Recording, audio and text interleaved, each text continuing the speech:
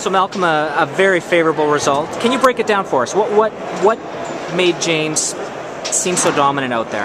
Well, I think I felt in about October of last year, he came back after an injury and had some good results, and then I felt that, and I said it to him in about October time, that he was nearly complete. That doesn't mean to say there's nothing else to learn, but I felt there was a completion about him with all his background and experience that was now the real package. I mean, he's always done well enough, but there was a sort of totality about what he was doing that made me feel that we were there, if you know what I mean.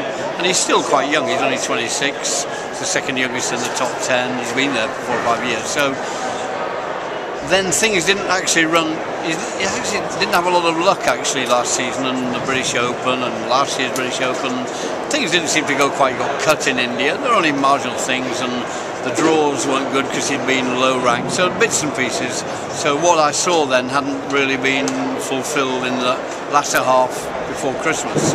Tonight, I think this week, we saw what I was talking about in October, what I felt, and what I'm sure he did as well. And we saw the fruition of that this week because his dominance of such great players as Shabana and Karim, Darwish, and tonight of Remy. Nobody beats those three easily unless you're doing something right. So I felt it's not anything. I can't say I'm surprised because I felt that it was there, and I know he's good enough when there's 6 players that are good enough, and he's one of them. So if he gets it all right, he can do it. And this week he's done it. I seem to feel that his short game tonight was absolutely exquisite, and that created, especially with the very low drive, some opportunities to get some points. I think there are several factors there, Sean. I think the Shabana has the game off perfectly. The 11 scoring demands certain things, and it's been a great thing for the game. But it then demands certain things. And I think Shabana, it demands structure, going in at the right times, all the right things. And I think James has got close to as good as Shabana. Obviously, he's won 4 World Championships, but to that sort of selection and then execution as well. I think you're right. I think the execution tonight of the short game was faultless. Yeah, I think he only made 1 serious error, so that tends to speak for itself. But comparing the errors and the tins, James in both categories tonight was minimal, wasn't it? It was a very disciplined game. The same, I think that's right. I think Shabana plays in a very disciplined way. He creates openings, then he strikes. Right. And I think James is playing similarly, and I think he's added 1 or 2 things, like things that are quite hard to perceive, like he's been working at delaying shots like Lee rather used to do, and I think he's doing that rather well as well. Just a little bit of hold to get players in, down, rocking and so on. I think that's an area he's worked at that's improved. And then I think you're quite right. I think his selection and when to go in was right, and he executed. And I think that's how 11 scoring has to be played. Now, you've been a strong proponent of gambling and how that can be one more way of improving the visibility of squash. Do you think James' victory tonight, I'm being playful here, is maybe upset the bookies? He wouldn't be favourite tonight, but I don't think he'd be too, on the evidence of the form this week, he would be, because Remy is 1 in the world, I would think they would be betting like 6-4 on, 11-10 against. And last night, James was odds against Darwish. If I'd been able to bet, which I'm not allowed to do, I would have thought James would have bet last night. He's beaten Darwish 4 times in a row, so he'd have to think he had a chance. And 11-10 against seemed favourable.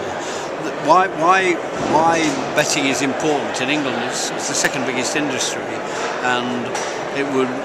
One thing we've failed to do, despite all the media, not the media, we're short on media, the promotions people and so on, we have not raised the profile of these wonderful athletes so that they're known within our game, like you know them, I know them, but universally don't want them to be overboard, but they don't get the recognition that they deserve because they're as good as athletes as there are in any sport anywhere in the world. But betting would give them that. Every sport in England is bet on. There's a paper called The Racing Post, which features horse racing, greyhound racing, and then all the other sports, often 10, 16 pages. The only sport that's missing is squash. And why is that? Why is that? So now we seem to be on the way to remedying that. That will mean race profile on Sky Television, and they will be known in the Racing Post I got permission to write previews previously, which may come back now because we're on course with the streaming, and that, I promise you, and people can believe me or not, is the greatest way to raise the profile of players worldwide. And then also the big bookmaking firms may well come in with sponsorship. Last question. Seeing your son win after what he's been through the past couple of years, returning from injury, must be special for you. But is there an added element of pride when you see how gracious and what a gentleman he is? There is no joy in having any child with the sort of talents you saw tonight, not just for my son or daughter, but musically in any sphere. They're not nice people.